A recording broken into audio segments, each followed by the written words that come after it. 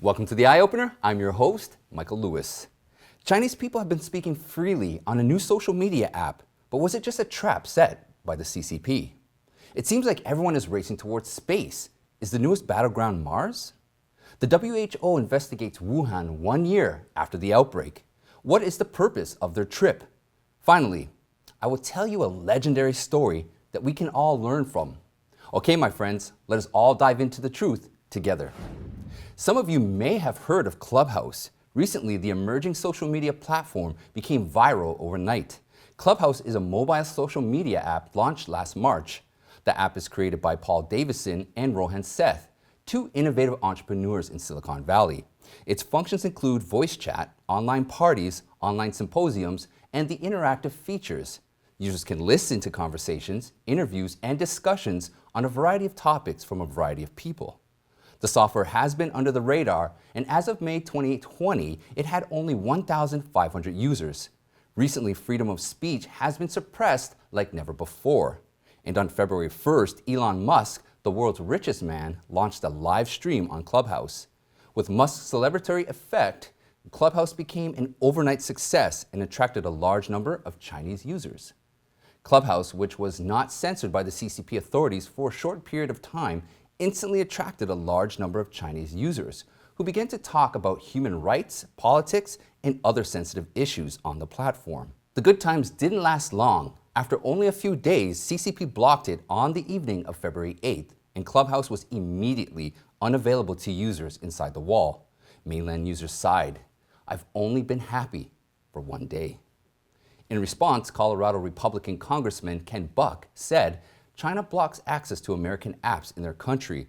So why do we still allow TikTok to collect massive amounts of data from Americans? Communist China will never play by our rules." Last July, Ken Buck introduced a bill to ban U.S. federal employees from using TikTok on the government devices. This includes for U.S. government officials, members of Congress, congressional employees, and officers of employees of government companies, and the bill passed in the House of Representatives. In a speech before the House vote, Ken Buck again referred to TikTok as a serious national security threat, and that the data the software collects from the U.S. consumers, if shared with the Chinese Communist Party, could be used in a cyber attack against our republic. From February 1st to the 8th, Clubhouse suddenly became popular in mainland China, mainly because a large number of Chinese netizens who have long been suppressed by the CCP government's speech censorship scrambled to access the platform. They enthusiastically discuss various topics that are taboo in China, such as the June 4th Tiananmen Square massacre, Taiwan, Hong Kong, Xinjiang, and Tibet. According to Radio Free Asia, in a chat room called "There Are Concentration Camps in Xinjiang," users from different countries and regions, including mainland China, shared their experiences and insights about the re-education camps in Xinjiang, as well as local ethnic minorities in Xinjiang who expressed their concerns about the situation. Journalists from the radio station and the Voice of America, as well as other international media, also participated. As Clubhouse became popular, mainland netizens had a hunch that the Clubhouse would be blocked by the Chinese Communist Party, but taking the risk that comes with speaking your mind outweighed the consequences for some Chinese netizens. On the evening of February 8th, this new channel for freedom of expression was officially blocked by the Chinese Communist Party, and mainland netizens had to go through a VPN to use it. If that's the case, then why did the CCP give Clubhouse a 1-week period of free discussion? Political commentator Yan Zhenfa said in an interview with Epoch Times that the CCP may be fishing to trap netizens, first letting you speak freely and then closing the net once more, which is very possible. Not long ago, Clubhouse was revealed to be based on an API technology provided by Agora. Similar to Zoom, although it appears to be a US-based company, all of its executives are from China, and its R&D center is in China as well. Last summer, pro-democracy activists held a party to commemorate the 1989 Tiananmen Square massacre on Zoom, but were disrupted and blocked by the Chinese government. Do you think that it's safe to discuss politics on software based on technology developed by Chinese companies? Is it possible if Agora cooperates with the Chinese Communist authorities, they can secretly collect information in the Clubhouse app and then betray the users? Might this be a possible scenario? As we have said before, the Chinese Communist Party's infiltration of the United States is pervasive, yet cunning. More and more Chinese companies are participating in the internet infrastructure market, even deliberately setting up headquarters in the US or going public in the stock market to hide their presence. In fact, software companies have a responsibility to disclose which company's infrastructure services they use. This is for the internet users' online security and privacy. Agora, the company behind Clubhouse, could be a big warning sign. It seems the planet Mars has become another hotspot where countries around the world are competing for influence. On February 9th, the UAE's Hope probe entered Mars orbit. On February 10th, China's Mars Explorer Tianwen-1 entered Mars orbit for the first time. It made the Chinese Space Agency the sixth in the world to do so. This Tianwen-1 will collect information while in orbit and eventually release a rover to the surface. Next week, NASA's Perseverance rover will also land on the surface of Mars. Sounds like a battle for exploring Mars has begun. The Trump administration was very focused on building U.S. space power. Trump created the Space Force during his presidency and directly pointed out the ambitions of opponents like the Chinese Communist Party to lead the world in this area. The CCP has never followed the rules, never kept its promises, and has a very poor human rights record. How did the CCP get its space technology? Once it dominates space and the world, what will it bring to mankind is a real concern. Elon Musk has his own dream of Mars too. His company SpaceX already has planned to do so. Perhaps it may help the US government get ahead of its rivals in space. Meanwhile, Musk's electric car company Tesla is also making inroads in China, where it already has half of the electric car market. Tesla was recently interviewed by 5 Chinese Communist Party ministries for alleged consumer complaints about abnormal acceleration and battery fires in Tesla's cars. Musk has also recently expressed some pro-free speech views and launched the Starlink project that threatens the Chinese Communist Party's firewall. The new richest man in the world has naturally become a thorn in the side of the CCP. Initially, under the Trump administration, many of the Chinese Communist Party's foreign pressure tactics no longer worked. But after Biden took over the US government, the CCP has clearly become more rampant on all fronts. According to Politico, Biden is in no rush to engage China. Biden thinks he's playing a long game with Beijing, but critics point out that he is instead being played by Beijing. While Biden's China policy has raised concerns, his cabinet's relationship with the Chinese Communist Party has also continued to raise eyebrows. On February 8th, the National Pulse reported that Kurt Campbell, a member of Biden's National Security Council, President Biden's new Asia czar, has bounced around the Washington, D.C. think tank circuit for decades. He has a questionable relationship with the Hong Kong and Virginia Registered China Energy Fund Committee. Some of you may not be familiar with the CEFC, but the former vice chairman and secretary general of the CEFC is Patrick Ho, also known as the notorious spy chief of China. Patrick Ho was imprisoned in the United States for bribing foreign officials for the CCP. He was released on June 9, 2020, and deported back to Hong Kong. Biden's cabinet is made up of a number of key officials with similar pro-communist backgrounds. With the Biden family's own ties to the CCP being muddy, no one seems to have reason to believe that Biden would be tough on the CCP.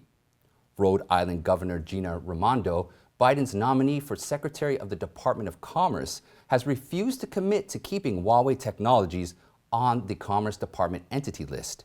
Doing so would stop it from acquiring American technology. China's Huawei has received bipartisan scrutiny over security concerns. Beijing notably requires its companies to share their information with the CCP's intelligence sector.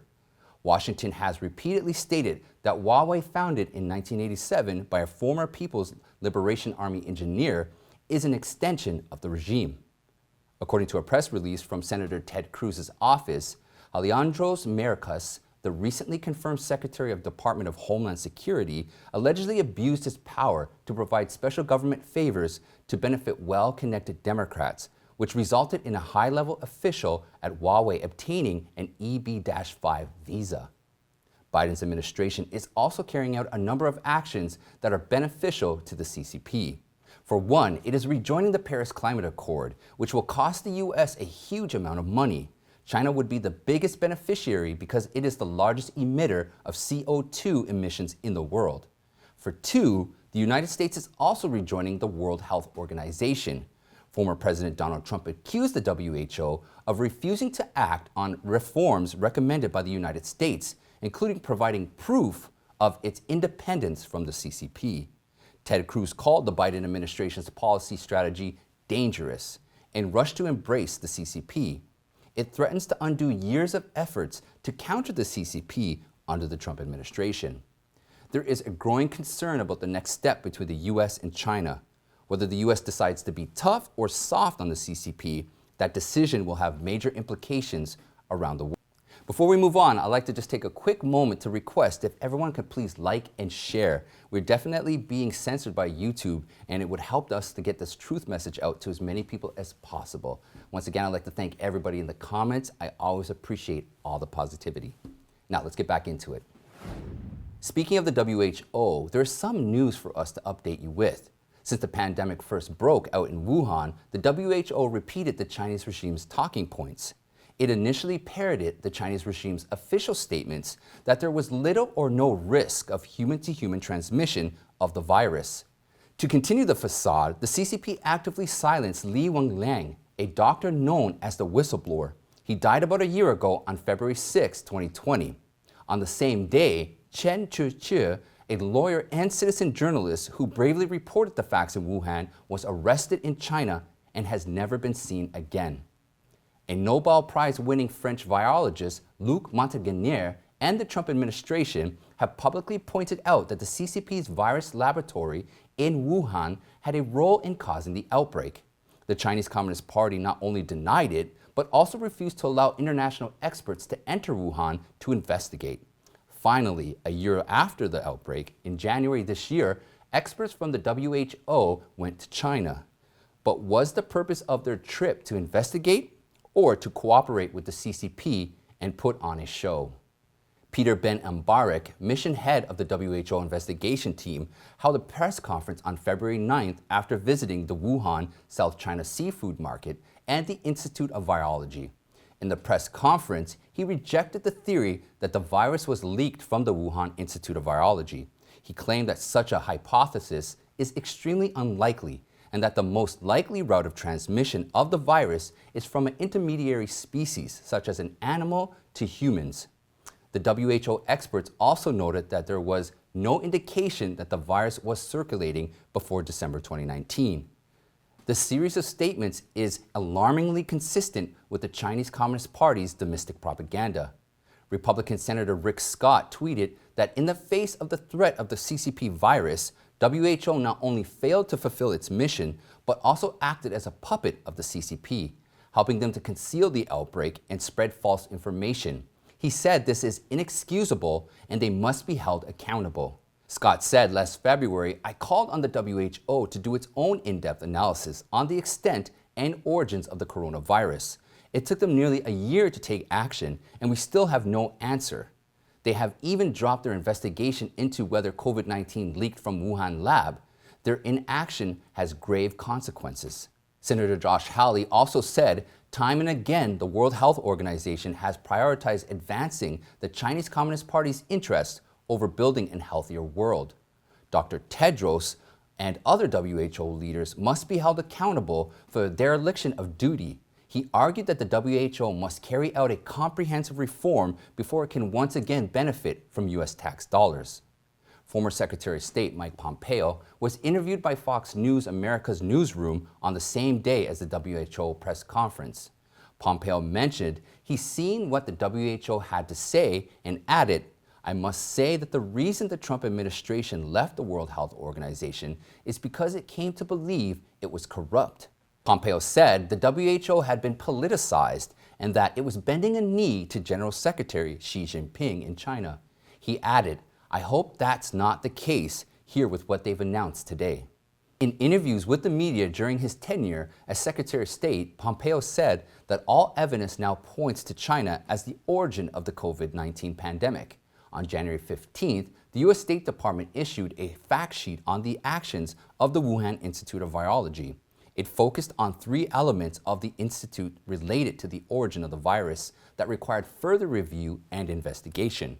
Number 1, several researchers within the WIV became sick in the autumn of 2019 with symptoms consistent with COVID-19 and common seasonal illnesses.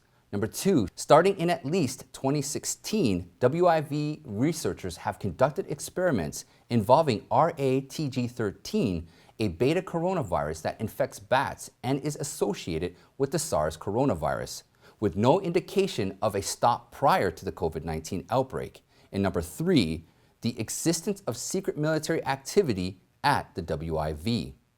Even with the WHO willingly bending a knee to the Chinese Communist Party, one of Biden's first acts as president was to sign the letters to rejoin the World Health Organization.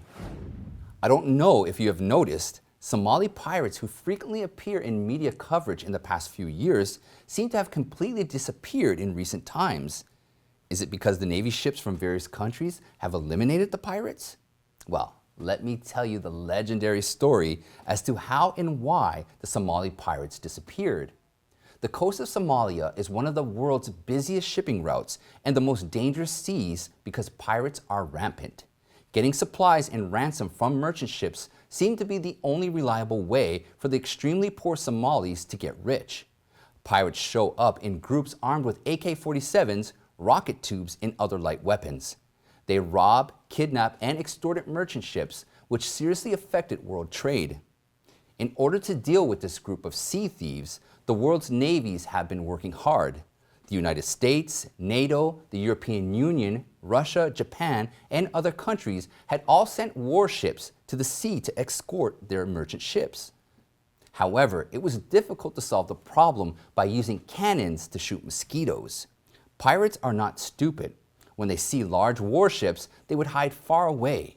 And when they see a single merchant ship, they would then attack. But Kiyoshi Komaro, a 63-year-old owner of the famous Japanese sushi chain, Sushi Janmai, wiped out the Somali pirates with a brilliant plan. Okay, let me explain this brilliant plan to you.